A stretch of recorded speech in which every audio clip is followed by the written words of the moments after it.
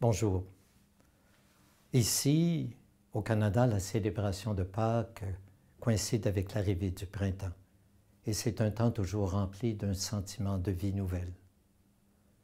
Alors que nous commençons à nous défaire de nos manteaux et de nos bottes d'hiver, les jours rallongent, le soleil devient plus chaud et la vie nouvelle abonde avec les arbres qui bourgeonnent et les plantes qui commencent à pousser. Mais qu'est-ce au juste la vie nouvelle qui nous remplit de la joie pascale? En fait, c'est une vie nouvelle enracinée profondément dans l'expérience de notre réconciliation avec Dieu par la mort et la résurrection du Christ. Tout ce qui pouvait nous séparer de Dieu a été enlevé, détruit. Et par cette réconciliation, nous avons obtenu la libération des ténèbres du péché et de la mort. Nous sommes libérés, capables de rejeter ce qui nous rend esclaves afin de nous plonger dans l'étreinte d'amour de notre Dieu miséricordieux. Mais la vie nouvelle pascale nous demande davantage. Pâques nous rappelle qu'alors même que nous célébrons notre réconciliation avec Dieu, nous sommes appelés à nous réconcilier avec nos sœurs et nos frères, dans nos familles, dans nos paroisses, dans nos communautés et dans le monde. Nous sommes appelés à partager notre joie pascale en faisant la paix avec notre prochain. Le pape François, dans une homélie à la population de Villavicencio en Colombie, a dit « Tout effort de paix sans un engagement sincère de réconciliation sera toujours voué à l'échec. » Et il a ajouté « Se réconcilier, c'est ouvrir une porte à toutes les personnes et à chaque personne qui ont vécu la réalité dramatique du conflit. » Plus tôt cette année, j'ai eu le privilège de participer à la coordination de la Terre Sainte avec d'autres évêques du monde entier. Nous avons rencontré beaucoup de jeunes dont la vie est durement marquée par un conflit dont ils ont hérité malgré eux.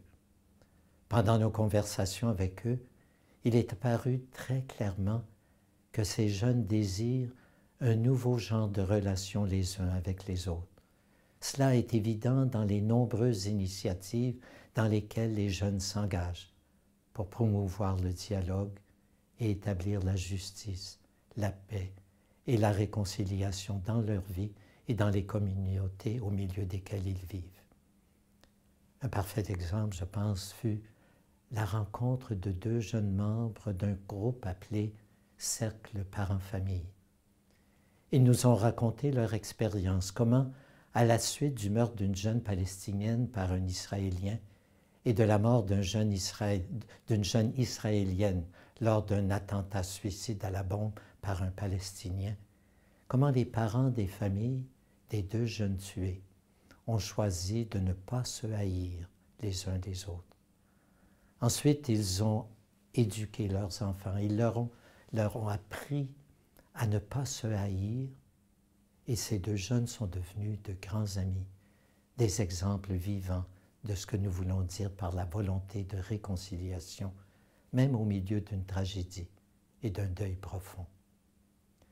Les familles ont compris la conséquence tragique des conflits et ont répondu avec amour et ont lancé le cercle parents-famille. Voilà ce que c'est que la réconciliation. Ici au Canada, nous sommes vivement conscients de l'appel à nous réconcilier avec les peuples autochtones. Nous reconnaissons le besoin de cette réconciliation comme une première étape et nous cherchons des moyens pour la réaliser par l'écoute et le dialogue dans des organismes de la conférence épiscopale comme sont le Conseil autochtone et un autre organisme appelé le Cercle Notre-Dame de Guadeloupe. Ce processus de dialogue sera long et il exige foi, sincérité du cœur et engagement pour une paix durable. Nous sommes dans un monde trop souvent marqué par les divisions. On a tendance à dénigrer l'autre et à nourrir des soupçons contre l'étranger.